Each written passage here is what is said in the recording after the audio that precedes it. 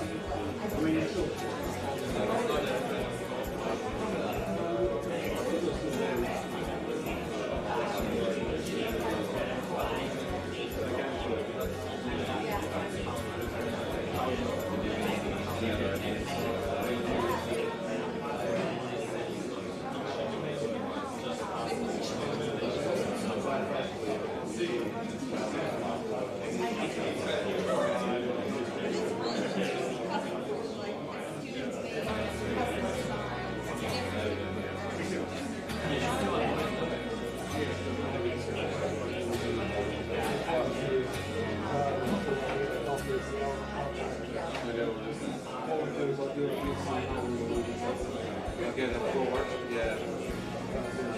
I just put this chair here because I love sitting. It's all right. All good.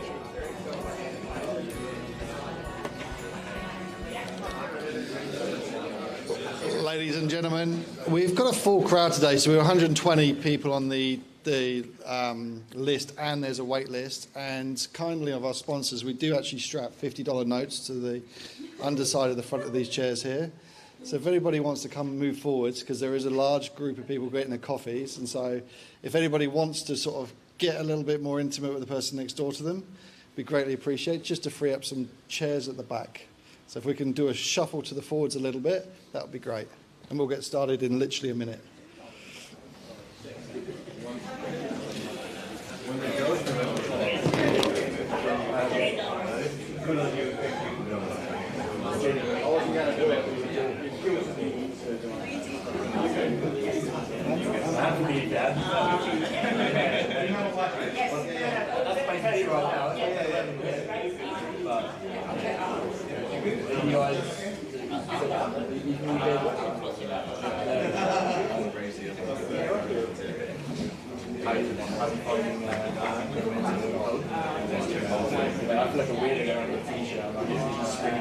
You're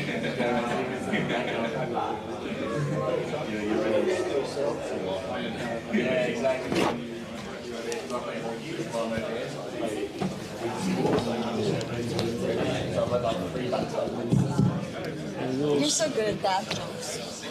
Dad jokes, Yep. the best. All right. Okay, we're going to get started. Good morning. Good morning, everybody. My name's Dave Newman. This is the lovely Nina. And every 2 weeks, rain, hail, or sunshine most of the time, we come here at 7:30 in the morning to bring you beautiful people together so we can talk about all things startup, all things tech, and also hopefully bring you a great presenter like we've got today so that they can share some of their insight and knowledge so that you don't make some of the mistakes that we make as we go through as founders. Got a bit of a format, but so without further ado, Yep, this is Scott Dave. is an apology if you're watching Scott. at home, Scott. Aaron as well, stories unseen. Yes, so we've been doing this for the last 12 years, I think. No, I thought more it than was that. 13. Is it 13 years? Yeah. 2012 is when I got involved. And like I say, we bring you all here for free into this space. We bring you in to Riff, or as the older of us know it, as Space Cubes. Yep. And we bring you the presenters, but we have a bit of a format. So that format is, does anybody want to stand up or is brave enough to kind of introduce themselves? And we'll keep it brief. I will have to cut it short. Who wants to have a shameless plug, introduce themselves, and most importantly, have an ask? Okay, I'm going to go here. Gentleman there. Dave, can you? Oh, Yeah. I'll do you separately. Okay. I know what you got. Okay, yeah. Okay. I'll do you separately. Hi, I'm Russell from Pod2 and Song Rotate. If you know a musician who wants to get their music heard on radio, please tell them all about songrotate.com where they can upload a campaign and we'll distribute it to thousands of radio stations around the world. Anybody else? Amazing. There are lots of new faces here, so I will put a mic in front of you. Hi everyone, my name is Ben, co-founder of InStep.fit. We're a gamified fitness app where you can join step challenges, meet your daily targets, and you keep your stake, don't make your daily targets, and that stake, part of that stake gets lost and distributed amongst the people who did pass their daily step targets. So yeah, that's us, InStep.fit. Cool. Our ask is for people to download the app and use it. Anybody else? Anybody else? Come on, there's lots of new faces here. Do I ask the question, who's an AI consultant in this room? Every second person I meet at the moment. Yeah, every second person I meet at the moment is an AI consultant. Nobody else wants to shamelessly jump up and give a plug? You have like 5 minutes just for you. That's No, it. You got a captive audience here. Okay, we got one over here. If there's time. There's always time. Fill it up. Hi everyone, I'm Brandon. I have a new project lately. It's called Cup of Beats. It's a coffee rave community in Perth. So I'm seeing a lot of coffees around the room. So if you like your coffee and you want to have a little dance, you can follow Cup of Beats on Instagram. And we have events every month or so. Thanks. And your last one was sold out. Yeah, sold out 200 last time in a little cafe. So pretty cool. It does make me laugh because those of you who are in the room who are a little bit in the older generation, we used to go out on a Friday night and get absolutely sloshed, listen to dance music in clubs, and these days a lot of people, they'll go to a coffee shop in the daytime, so it's a polar difference. Right, this gentleman here has a slide. Oh, you have a slide. That's prepared. Yeah. Hi everyone, I'm Roman. Today we'll hear a lot from Jeroen about power of customer conversations and how they help develop innovative ideas into revenue-generating startups. What I want to do, if you want to drill down into more practical tips on how to do customer conversations, there will be a review of the MOM test framework. It's basically has been helping early founders for a little over a decade save hundreds of hours in development, piles of cash, and above all, sanity. And if you're interested, join me at Seri, 16th of July. It's a free event, so you're welcome. I love that. Give you a chance just to take pictures of it. Very cool. We'll scan it. I also love how prepared you are. Okay, do we have anyone else who would like to share something? No? It is important because we have created businesses. So if you have got an ask and you're looking for a co-founder, or you're looking for a dev, or you're looking for someone to market, or you're looking for money, for example, that's also a good one to ask for. The network can connect you, so it's worth doing it. So every first Wednesday of the month, which is tonight. Yes, it is. It's tonight. Is the Founder Sundowner. So if you're not used to going out, getting up this early in the morning, then you come along to the other side of nowhere in West Leaderville. It's a fun name, but it's a really casual kind of atmosphere. We have pizzas, which is always really fun as well. Free food, yes. And Scott said he's buying the beers. No, not really. Okay, we couldn't run this without we've been doing this, Scott and myself and that, we've been doing this since 2012, and Nina and that, more recently and that, but we wouldn't be able to run this. We all do this for the love of kind of creating the community, so we all do this for free and for volunteering, but we couldn't run it without the sponsorship that we get to help pay for the meetup, for the food, the coffee. So I just want to give a big shout out to the Jitsi, the New Industries Fund. If you haven't gone and aware of them, they're basically funding the live stream today, so we are getting some really big live stream numbers as well. So, and if you want to go and watch some of the previous events that we've run, go to perfvideo.com. We've got a slide up /morning startup or in and around that, and you'll see all of the last events for I don't know how long have been streamed. So one of the good ones I keep getting asked for, and I keep mentioning it, is the one if you are raising. Who here wants to raise capital? Yeah.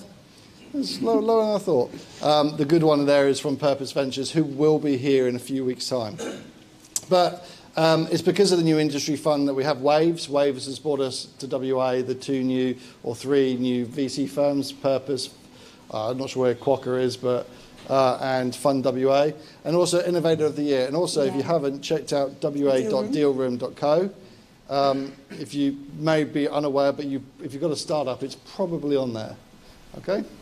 It's kind of cool. Helps you with your SEO as well. So, live stream thanks to Perth Video, Morning Startup. Perth, like you just said everything there pretty much, but they're pretty cool as well. They do a lot of videos across Australia, Western Australia specifically, and they are really, really good. They can make boring events look really fun. And there's lots of material. So if you are looking to create a startup, go and watch all the videos from there, because there's lots and lots of IP. Massive shout out to Ammo. And if you haven't checked out, go and check out the Weird Growth podcast. Super awesome. Lots of interesting people on there who have created businesses, exited businesses, and lots of super insightful bits of information on there. But thank you to Ammo. Thank you. They are usually work with startups, and they're startup themselves, so they know how to help you. Do you want to do Beecham? Glenn's not here. He gave me a text. So if you are looking for a job, or you're looking to get advice or recruit your next candidate, then check out Beecham Group. They've been in this kind of startup arena for, well, like myself, decades now. And Glenn will normally stand up and give you a speech as to what's going on in the sector. But what we are seeing is definitely AI is front and foremost. From one, you'll probably find a lot of you, if you are recruiting, you'll probably find you're getting a lot more people applying for jobs now. That's actually AI bots applying for those jobs, and then scraping through those is even harder because all of the CVs are not handwritten anymore, they're done by ChatGPT. So, but if you are looking for a recruitment specialist, then check out Beecham Group. Oh, e-commerce, fulfillment made easy. Keyspace. So it's a free PL party, but what basically does, they can do packaging, delivery, all the annoying parts of online orders and e-commerce. They just help you with that, and they have a bunch of different tiers, so even if you're just starting out, you can still use Keepspace because they can help you with packaging and all that admin. Who's got an online store here? It really surprised me every time I ask this, literally 2 people out of a crowd of 100 has an online store in this thing. Yeah, essentially last minute fulfillment, 3PL, third-party logistics. And I'm massive, because I know Jesse will be watching. Thank you very much for the food. Yes. Keyspace. If you are hungry, check out some of the nice almond croissants at the back there. Last but not least, Purpose Ventures. Who here is looking to raise capital for their startup? Yeah, cool. Check out Purpose Ventures. They are one of the 3 VC funds. They're actually one of the biggest. and they've got some really good videos on the Perf video website on how to raise capital. So from Derek and Kylie, giving advice as to how they're always assessing you when you walk through the door. So massive thanks to Purpose, who have provided the coffee this morning. So that kind of concludes us. Oh, no, one more slide. We couldn't do this for free. SpaceCube, give us a space here. If you are looking for a co-working space, check out Riff, Fern, which is the next one, and then Riff, Like Flux? Flux right at the end there, and there's lots of others. Mm-hmm. Subscribe to Startup News, and if you are looking to go through the accelerator, have you pitched yet? You have pitched. Okay. Have they shortlisted? Can't say it. Okay. Cool. So +8, if you haven't checked out +8, check out +8. It is one of Australia's best accelerator programs where you can get up to 100 grand's worth of funding. And here's a little QR code for you to scan that basically gives you access to all of the different programs, how you can get access to the different incentives that are going on within WA. Yeah, there's always something happening. They might not be like as fancy as Silicon Valley accelerators, but they're still really useful. They can help you push you a little bit in the right direction. And last but not least, if you want to get in contact with us, email us at contact@morningstartup.com, or check out the Slack channel as well, because there's a lot of conversations going on there around what people are doing if they're looking for advice. Any chance if you go back to the previous slides? Sorry, there we go. Yeah, if you can, please join us on Slack. Thank you. Like, we're trying to get more of a interesting space there, and like we can all chat and complain. Is Lee here? No, you know if you're Lee. Right. So next our next presenter has bailed on us, unfortunately, last minute, but I think we've got someone lined up now. So we will push it out via the meetup group email as to what the next person is. Yeah, stay tuned. And this is Scott's joke. Does anyone else get this? Is it funny? Oh, come on. It's only funny when you ask. Yeah. We've been doing this joke for nearly 36 months now. So anyway, right, let's get on to the main event. Who here? You're obviously all here to listen about AI, correct? Who's doing something in AI? Okay, cool. I'm only going to share, while you're all a captive audience, one person again. Whilst you're going to hear some really good insight here, there's one guy that I follow who's super insightful, and I want to make sure we get perf on his map. He's a guy called Ed Honors. So if you go on Instagram and just search Ed Honors, you'll find him super useful. He basically is teaching about how AI is now moving almost to the on-prem version of the world, where you've got an agent that works for an enterprise that then talks to all the other agents that come out of it. But go and search for him and join his AI community on that. It's completely free. Ed Honors, EDHONORS. He's on Instagram, and then you go from there. But he basically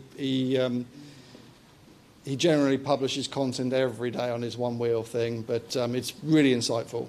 Yeah. Okay, so let me just do a little rebate. So without further ado, I'm going to introduce our guest today. I'm not even going to. I know you said to me your name, but I'm going to butcher it, so I'll let you introduce yourself. But he's going to share with us how 14 founders went from idea to revenue in just under or just over 6 weeks. So give me really 2 exciting. seconds. Very impressive. It's not like small revenue as well. It's decent. I need my glasses. Also, while we're waiting, my dress was visualized by AI. I mean, come on. For those of you who didn't know, last time her dress had QR codes all on it, which took you, when you scanned it, to her website. So the old saying, always be branding. Anyway, without further ado, you do not have permission to play the recording. We're all good. Right. I'd like to welcome a round of applause to... Hi, everyone. Just going to rebuild the stage for a second.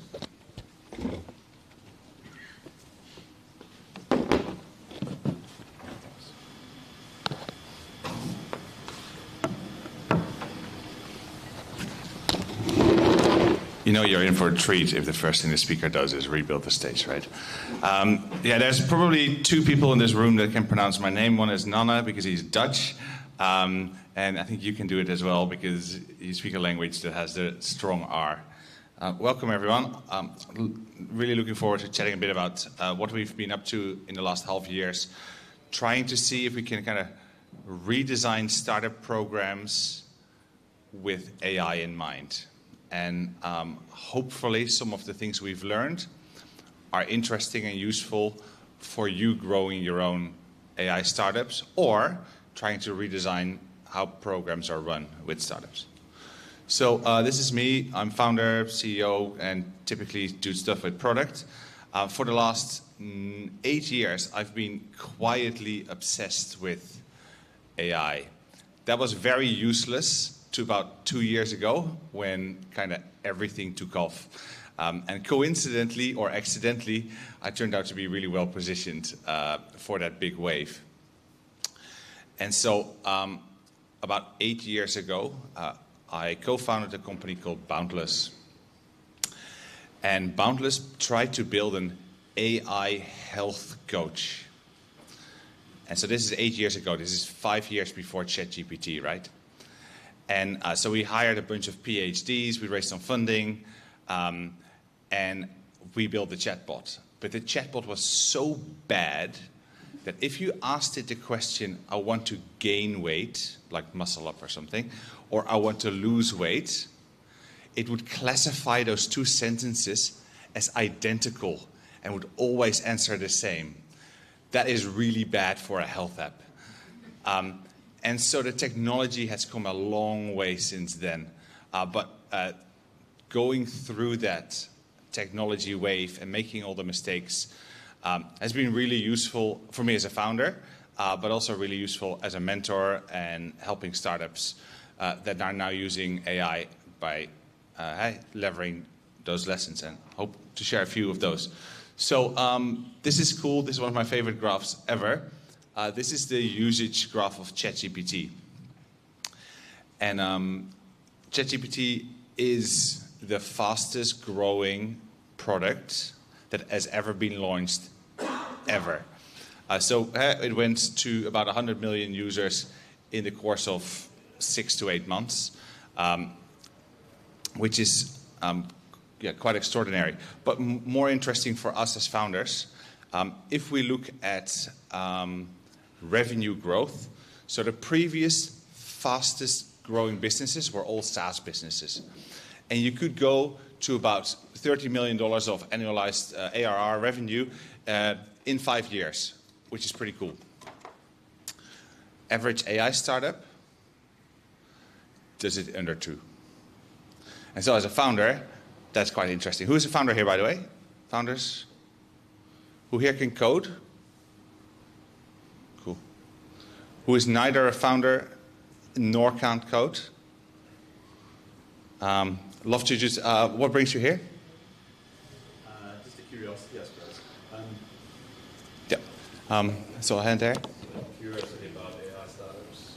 Yeah, cool.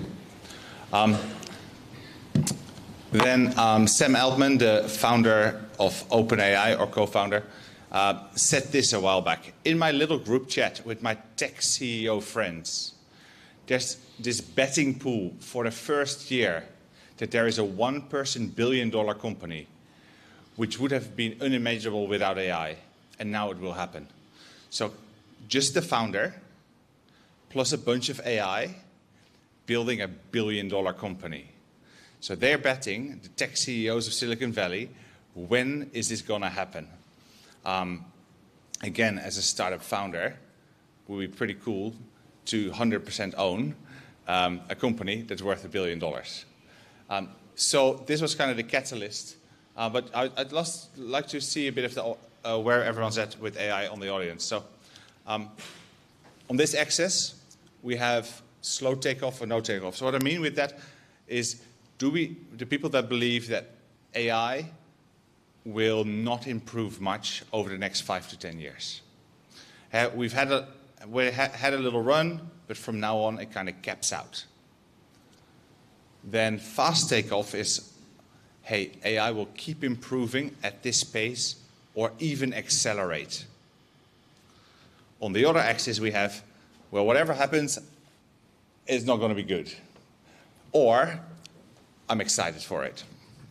So that puts people in 4 categories. The doomer, AI is going to take off, and the world is fucked.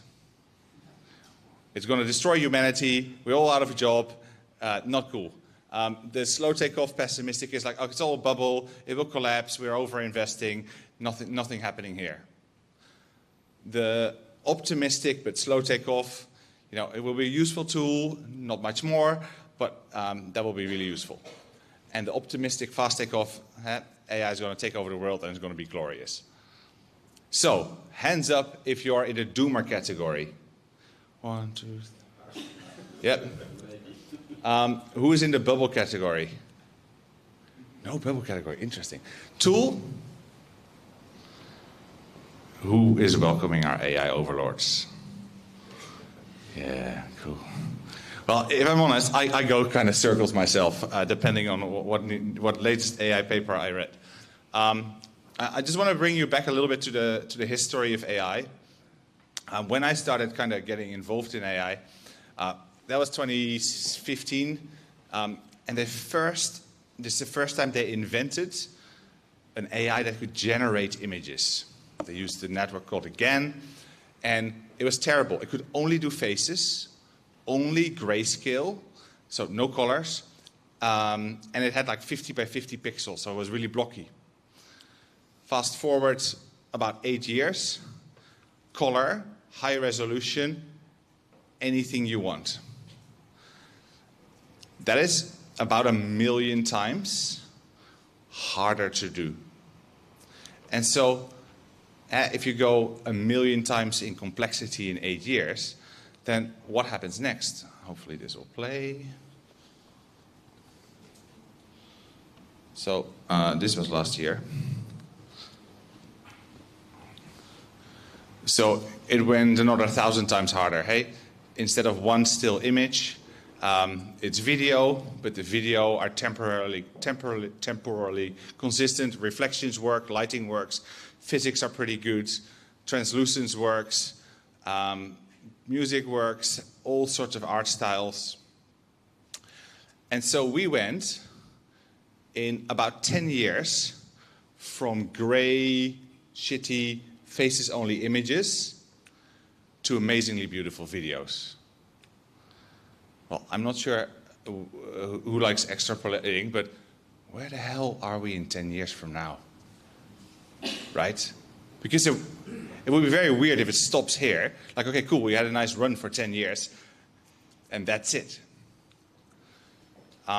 If we then take it out of images and look at anything else we throw at AI, and here we measure like how good is the AI compared to a human, and then the different bars are the different kind of types of things we throw at the AI. Like, can I do math? Can I do science? Can I do all sorts of things? 2 observations. It becomes superhuman on almost everything. And if you look at the curve of the graph, previously it took like 10 years to get to human level quality. Currently, about 2.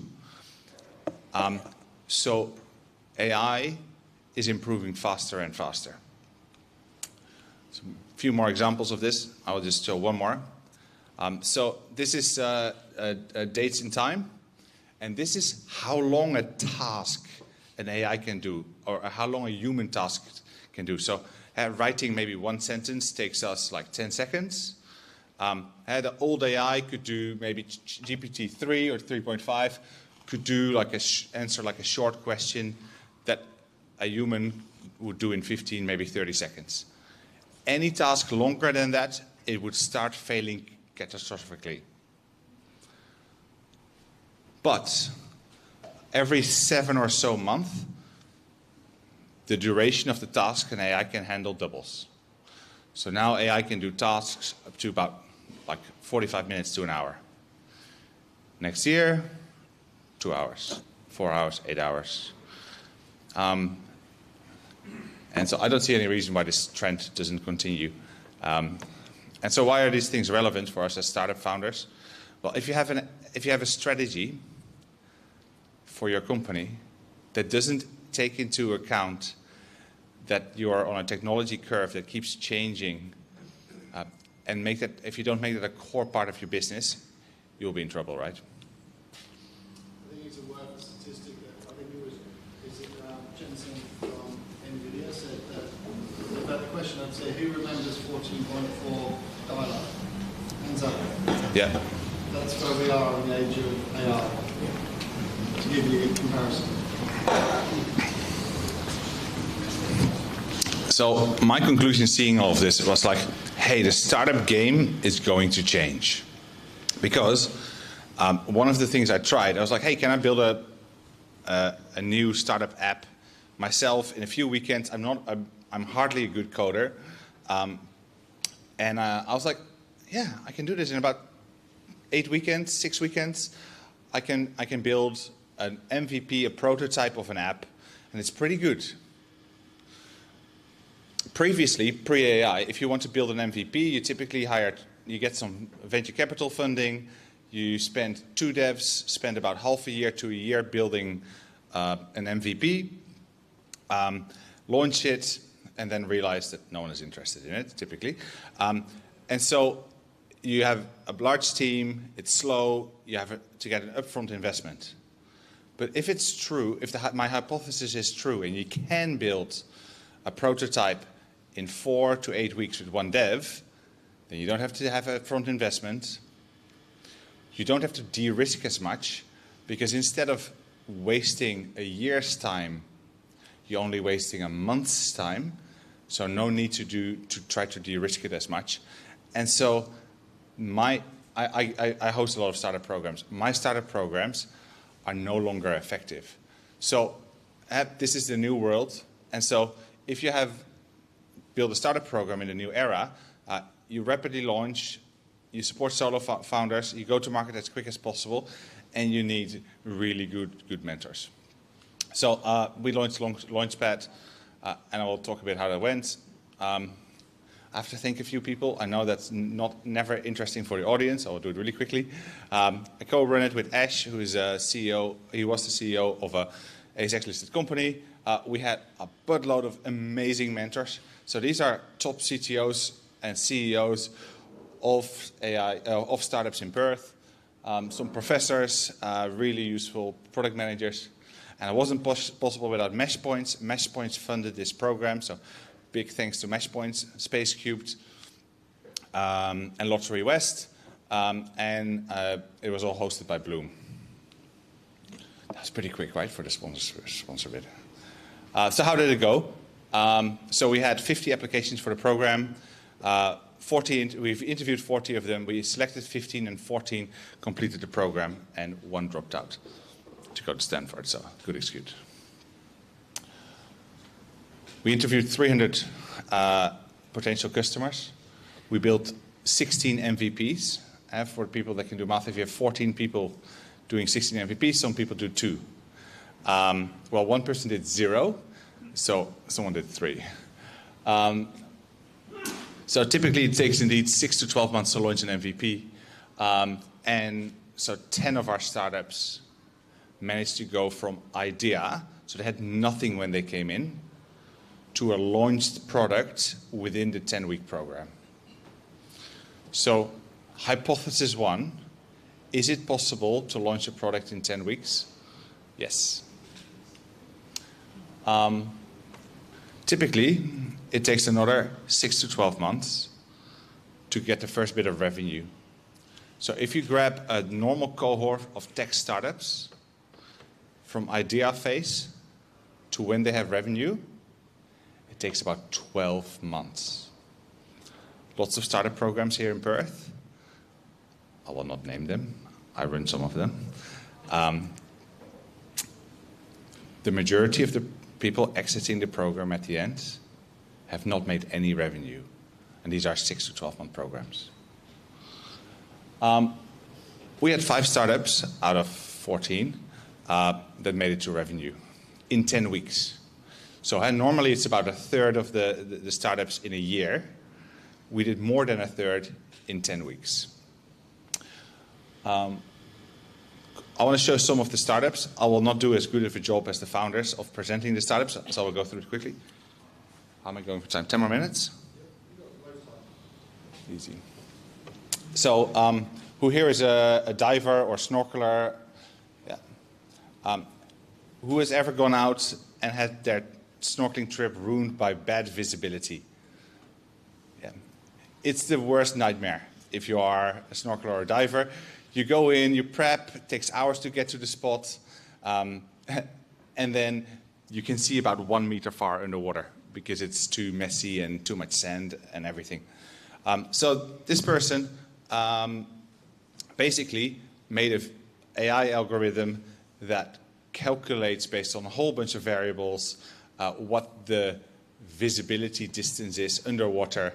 And he launched, so he thought of it, idea phase, launched it, built the AI model, and got, how many users? I think, I must have deleted that slide. I think it might have,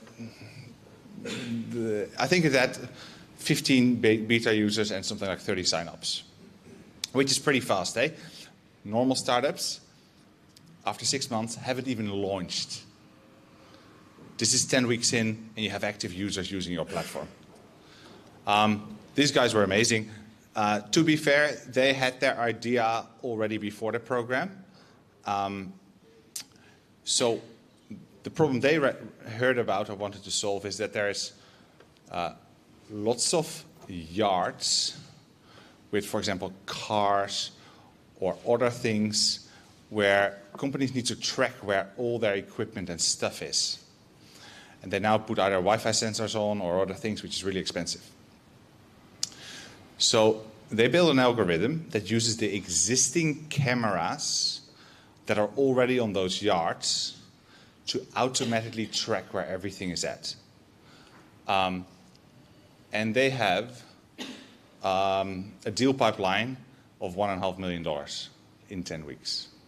Not signed, but still pretty impressive. We're going to skip this one. We don't have enough time. One more. Any immigrants here? I'm an immigrant. Yeah. Who thought it was a pain to get the visa? Yeah, it's nerve-wracking, it's confusing, it's not fun.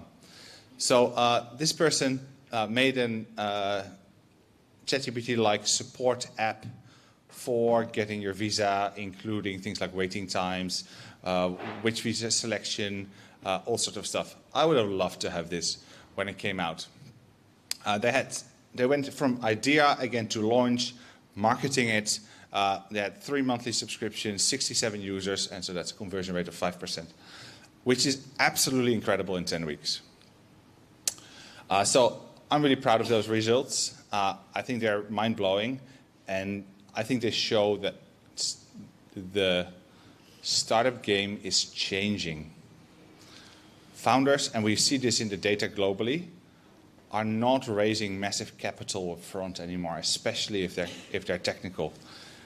They first build a prototype, they launch it to market to see if it works, if they have traction, and use that evidence to skip the first step of investment and go straight to the seed round, skip pre-seed, and keep more of the equity for themselves. So how did people rate the program? Well, this is my favorite quote. A lot of things were just really fucking good. And an NPS, you normally measure at like what percentage of people recommend the program, and it was 100% with a 9.6 average. So again, that's pretty cool. The program has been truly amazing. I've learned so much from it, and I'm amazed at how far I've come in 10 weeks. So 100% said the program matters, exceeded expectations. So if you want to build an AI startup and you have technical skills, because that was a requirement for the program, you need to be able to program, consider joining. We're starting again in 3 weeks, and we are interviewing right now. So a few things we learned, not about running programs, but about startups or AI startups. I will go through these. Customer love is still one of the most important things. So question to everyone here. What is the reason most startups fail? Build something no one wants. Build something no one wants. Exactly. Has anyone seen this clip? I love this clip. Can we hear this? Okay, Homer, pick out anyone you want. Okay, Homer, pick out anyone you want. Are you sure you want to give me a car? Hey, you know what these things cost me? There's maybe $40 worth of steel in them. Oh, okay. I'd like a big one then. We don't have a big one. Why not? Because Americans don't want big cars. Well, then give me one with lots of pep. Sorry, our cars don't have pep. Why not? Because Americans want good mileage, not pep. Homer, tell the nice man what country you come from. America. Do you hear that, you morons? This is why we're getting killed in the marketplace.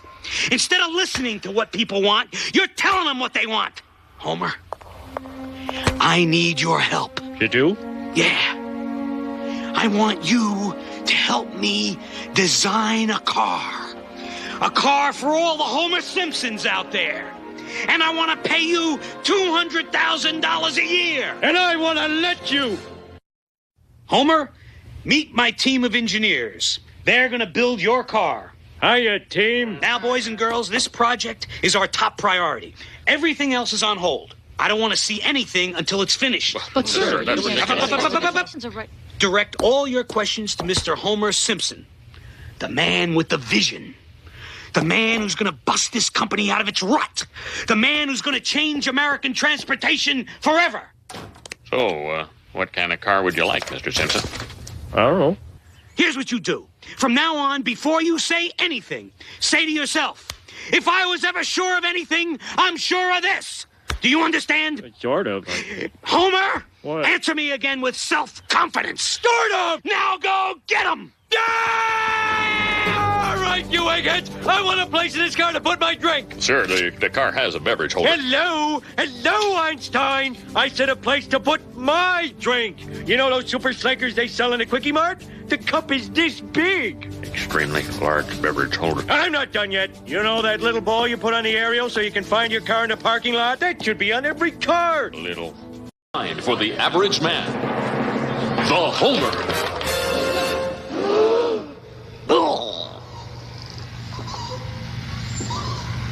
Any questions? What does this monstrosity cost? I messed it up. Why you talk? This process is why most startups fail.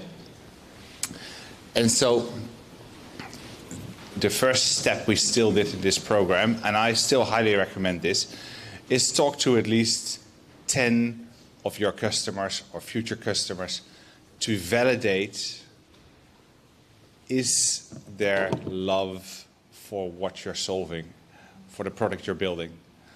And we were ruthless in the program. If you couldn't convince us that there were at least 2 or 3 people that were deeply enthusiastic, not just saying like, oh yeah, that might be a cool idea. No, deeply enthusiastic about what you're building, not allowed to start building. Find something else to build. And this is some stats. Basically, if you check why startups fail, the major reason is lack of product market fit, which is you build something no one wants. No market need, you build something no one wants. Building someone no one wants. Major startup reasons. I've worked with about 1,000 startups by now, and I agree. That's the core reason. Rapid launches are real. So can you build something that is market ready in 5 to 10 weeks? And so we have 5 startups doing revenue, 10 that had users out of 14. Guess why the other 4 didn't get there? No product market fit, so they had to go back, interview more users, tried something else. Again, no users got enthusiastic, and so after 3 or 4 cycles of that, they ran out of time before the end of the program. Yeah.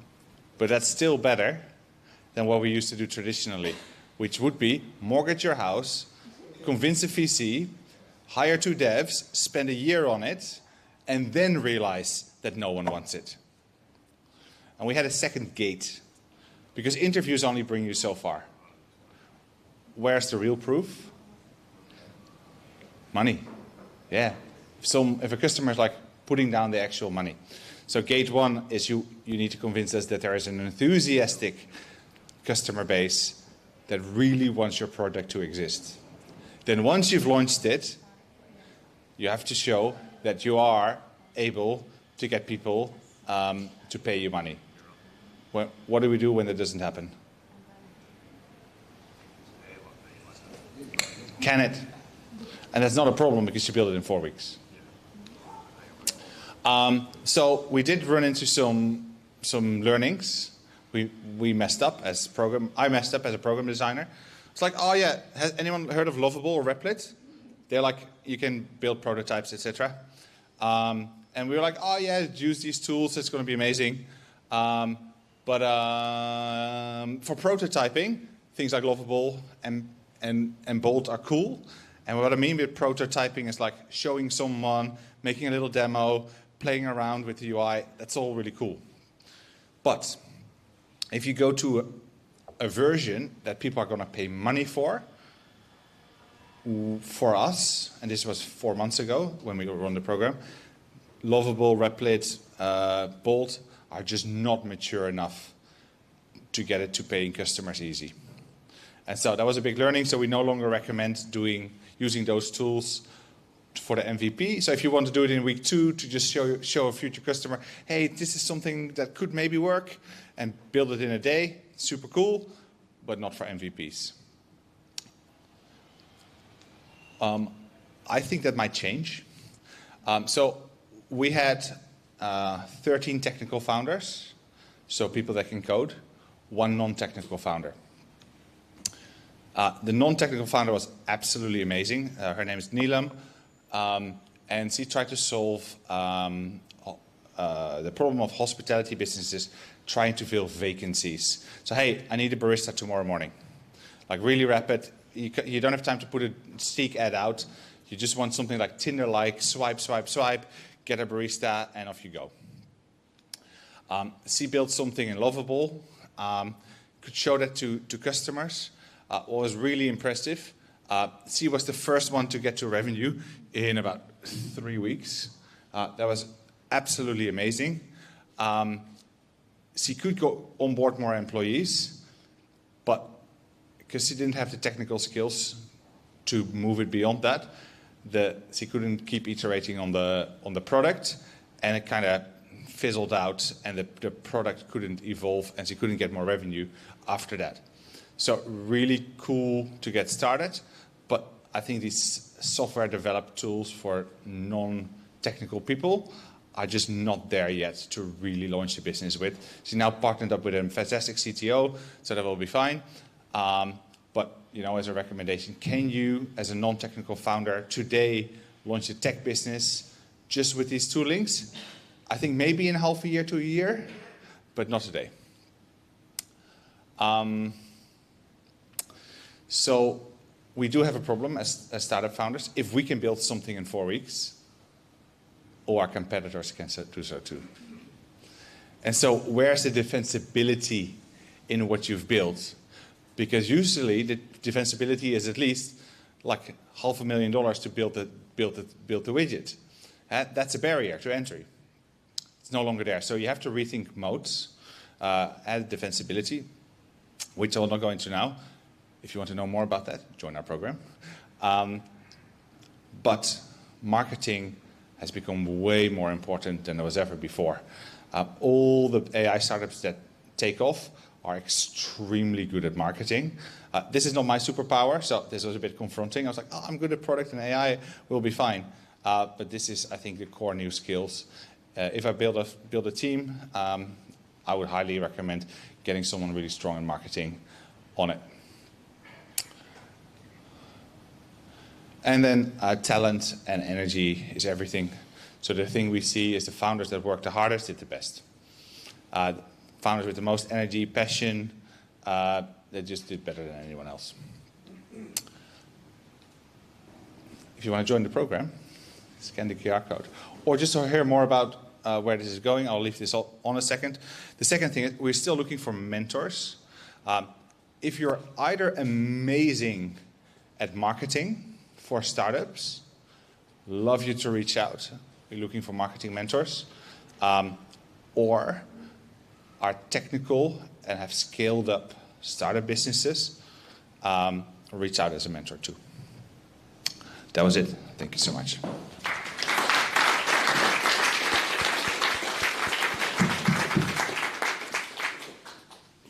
Thank you very much. Super informative. All right, I'm going to guarantee there's going to be a ton of questions. So who's got a question? It's on. It should be on. There you go. I'll sing a song. We got a question. Here we go. So when you mention coding experience, like if I have HTML, CSS knowledge, a little bit Python knowledge, but not complete, from scratch, I can do something with Claude, or is that enough? And I have marketing and sales and problem and other stuff. Does that work? If you're very stubborn and hardworking, yes. Otherwise, no. So, for example, the co-lead of this program, Ash, former CEO of an ASX-listed company, he taught himself basic-ish coding, and he sent me a message last week, like, hey, I've built this new software application myself with Claude, and so, but he is extremely intelligent and tenacious, and so basic coding skills get you quite far, but it will be a few nights and mornings. Yeah. Any more questions? Over here. That's right, we have to use the mics for those who are watching online. So earlier on in your presentation, you mentioned the importance of the mentors. I was wondering if you could tell us more about the role that the mentors play. Yeah, so the program structure is as follows. It's 10 weeks. We meet every Friday from 2 p.m. to 5 p.m. officially, and most people stick around till like 6, 7, 8 o'clock. And the last hour of those, from 4 to 5, we have mentors coming in that are deep experts that will help you unlock wherever you're at. And according to the participants, without the mentors, it would have just not been as much of a success. Because, running startups is bloody hard. And if you want to do it fast, launch in 6 weeks, you have to kind of avoid some of the common pitfalls. And that's exactly where these mentors were super useful. To be like, oh, no, don't do that path. That's not going to work. Try this direction. And so, the mentors were extremely helpful, and they were about a third of the program. Yeah. Can I ask a follow-up question related? Sure. So that's really interesting. Were the mentors kind of floating then, in the sense that any founder could access any mentor? Correct. Yeah, so the mentors would just be there at the session, and everyone would kind of just float around and chat to each other, and, hey, mentor, you're an expert at this, I've got this problem. They also have like really good market relationships, potential customers. They were kind of the secret sauce that made it all work. Jeroen, what things are you carrying from the first run into the second one, and what are you going to change? It's just, what did you learn that you 100% want to change? Yeah, working with technical founders, I think, was the hidden cheat code, because normally you have 2 or 3 people that have to communicate, align, and you can just cycle so much faster if it's just one person, get feedback from the customer, implement it next day with some AI tooling. And so the learning cycle was just incredibly fast. So that's definitely one thing I desperately want to keep. We undervalued marketing. So all these startups had like a product live after, no, not all of them, most of them after like 6 weeks. And they were like, okay, what do we do now? So you launched it and then no customers. And I'm like, oh shit, we have to figure out how to reach our target audience. And because they're doing interviews, etc., we could use that as launching customers typically. You can go back to the people you interviewed, like, hey, do you want to test the thing I interviewed you about? But the program needs to get just much stronger in giving really good structured support on how to get those first customers and do a good go-to-market strategy. As someone who was in the Plus 8 Accelerator program and pivoted week 4, AI definitely made us, or made me launch an MVP in week 5. So you can do like I use Gemini with Next.js. The hard part was the marketing side of it. So what advice would you give people going through an accelerator incubator to make sure that they are set up for success in the marketing space? Yeah, so one of the concepts that we tried that worked extremely well is first you have to define your customer. If you don't know exactly who your customer is, it's really hard to market to them. So if you haven't done a bunch of interviews and you have at least like 10 customers you've spoken to for at least half an hour to an hour, so you deeply know their wants, needs, desires, what they're struggling with, then all bets are off. So 1, interview and know your customer really well. 2, instead of thinking about marketing, we asked, where does your customer hang out? And so where do they naturally kind of congregate? Are they all on a subreddit? Are they the type of people that scroll LinkedIn all day? Are they meeting at Rift at 8 a.m. in the morning? So where does your customer live? Go there first. And so I think that was a really easy 2-step plan that was super effective. So know who your customer is, go to where they hang out together, and focus on only getting 1 or 2 at a time. I would add to that in as much as if you as a startup are now looking at throwing sort of 5, 10, whatever much you can afford at social media and AdWords, it's the market's changing very quickly. Hands up who's heard of BMW's recent marketing campaign for their cars? No? So what BMW did, and this is absolute genius, is they took their new EV cars they wanted to promote, and they went and took pictures of it parked in every single charging bay around Australia. So when people then went on Google and all these rideshare apps to look at all the charging apps to see, what the bay looked like and where the position was, there was always a BMW, brand new one, parked in the space.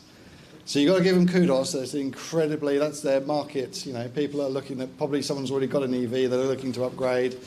So when they go to look at it, they're going to see the latest BMW parked in the bay. So definitely. There was a question over here. I have a spicy take on the marketing. One more. Apologies. A lot of startup founders are like, I'm not good at marketing, I'll just outsource it. I don't think you can. It's a core function for a startup. You can get support, knowledge, for sure. Get advisors, as many as you can. But handing over the entire marketing function, I've never seen work, and I've worked with 1,000 startups. I know people like Emma, they're absolutely amazing and it can help you a lot, but I urge founders to stay responsible for the marketing, not someone else. My question's on the technical side about how to create a moat around the actual AI technology itself. So at the moment I'm building projects for clients, but it's basically just an API access to ChatGPT with a system prompt. It's not that hard, but to take it to that next level, I'm not too sure about how to actually train and kind of take the AI technology to be more customized for a specific purpose. So my question's on how would you go about doing that to make AI more powerful? Yeah, so fine-tuning models, so training them with your own data was the recommended approach. I think until you're at scale, and when I say scale, I mean thousands, if not hundreds of thousands of users, I think that's not the right approach for almost any startup. Just have a fancier model, pay for a tier up or a more expensive model to start with, and use what you said, system prompts. The benefits with the newest models of fine-tuning is really small, and it's extremely hard to do well. So I personally don't think the moat currently for startups is in fine-tuning. I think the moat is in data and access to customers. Network effects, there's a few moats. I just don't think it's fine-tuning. Yeah, personally. I personally think in this day and age, it's speed to market as well. Oh, yeah. And then speed to market, and then if you are an established business or you're talking to clients that are established, or you're in some field like biomedical or something like that where it's very, very hard to replicate. I think in most cases that we see, it's speed to market, and then once you've got the data, that's the data that makes you absolutely unique. Any more questions? We've got lots of time. Yep.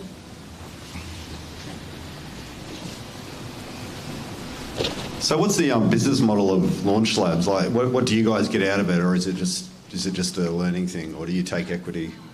We don't take equity and we don't take cash. So it's a free program. It's paid for by the government, Bloom, St. Catherine's, and Meshpoints. At no cost to you. We do not take equity.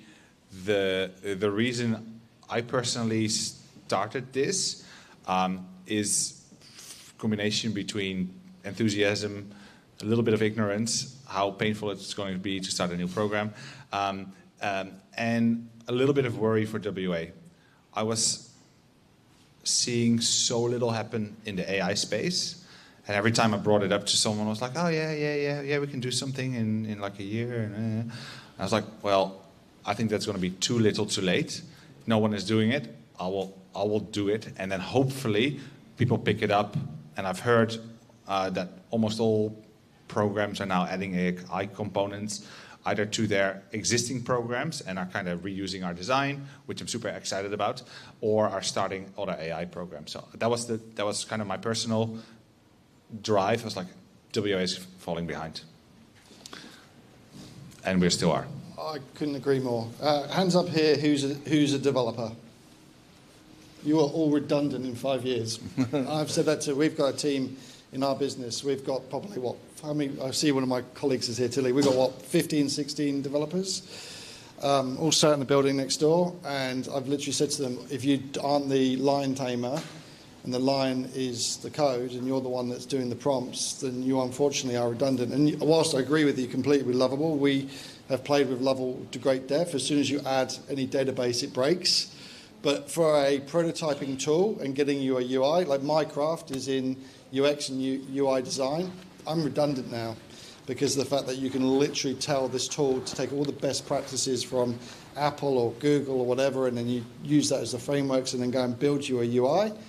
These tools can prototype you very quickly a front end. And like I say, we've done that in some really quick little ideas where we've used Lovable, create the front end bits, ask you to do it in React or whatever language that you want, and then take that and then connect it into it. So it's very good for prototyping, but you're absolutely right. In 6 months to a year, you'll be able, the connection that they use, which is Superbase. Superbase. Yep, that will be fixed, right? And it's going so fast that you can literally go from an idea to a product that is making you revenue. I'd say this time next year we'll be doing vibe coding demos where it works end to end and it's integrated into Stripe and you can start to take payments. So. Yeah, I think for next year we might be taking in again non-technical founders, if depending a little bit on how fast the tools develop. Yeah. Any final questions before we kind of wrap up? And again, I share your sentiment. If you are not, the thing about WA is as much as we love WA, we don't tend to look outside of here or Australia.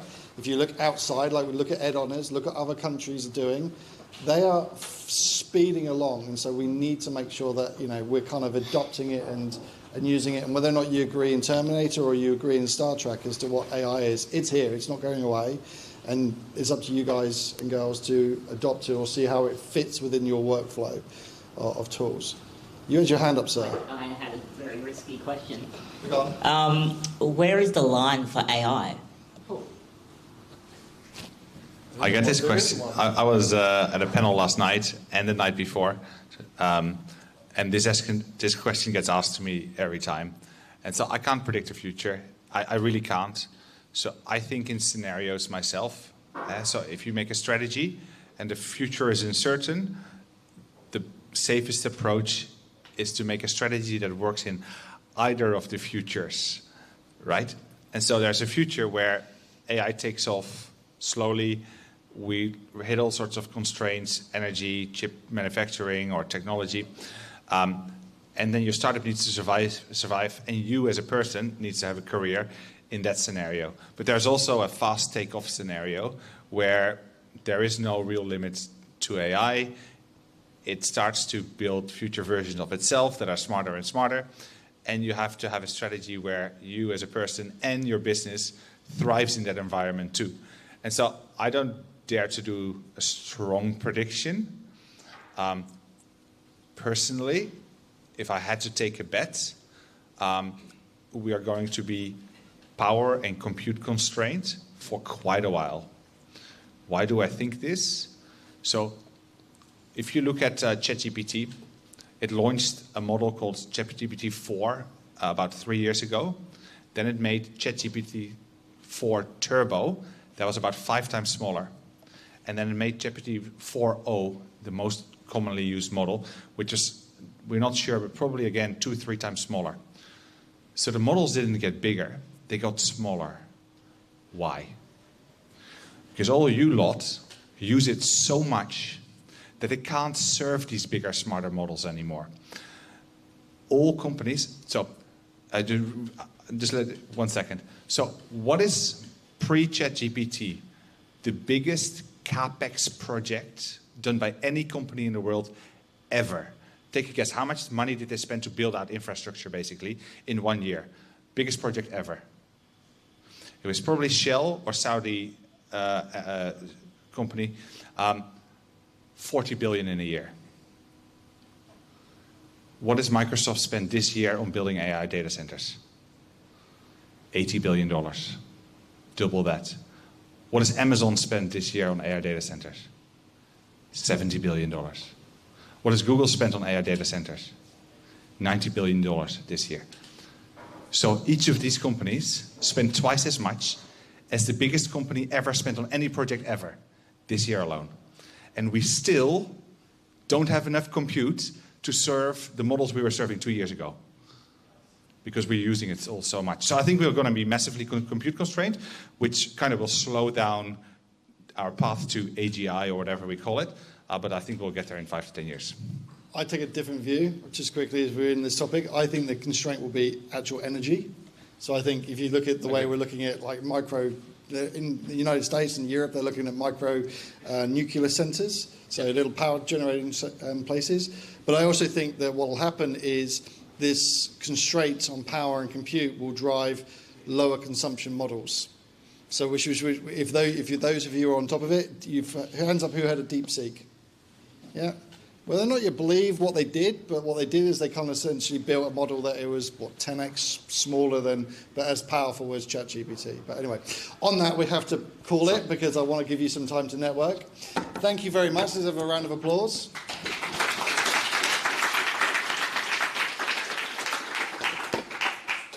Would you guys and girls want to hear more about AI and vibe coding and stuff like that? I know there's a separate group that Nina you're part of, but a lot of people it's probably more developer focused. Yeah. Would you like to hear more topics on like lessons learned from doing some of the vibe projects that we've done and how you can do it? Yeah. Okay. We'll see if we can whack some in. Maybe next, if Lee doesn't come on board, we'll see if we can jump in next one and do something like that. But thank you very much. We have food at the back. Help yourself to all the gorgeous food courtesy of Jesse and the team at Keep Space. Grab yourself a coffee. It's open for another 5 minutes down there, but it will be shut off at 1:45. I'm going to run around putting these chairs and put this back to a co-working space, and then I will politely kick you out at 9 o'clock. But thank you very much. Take care.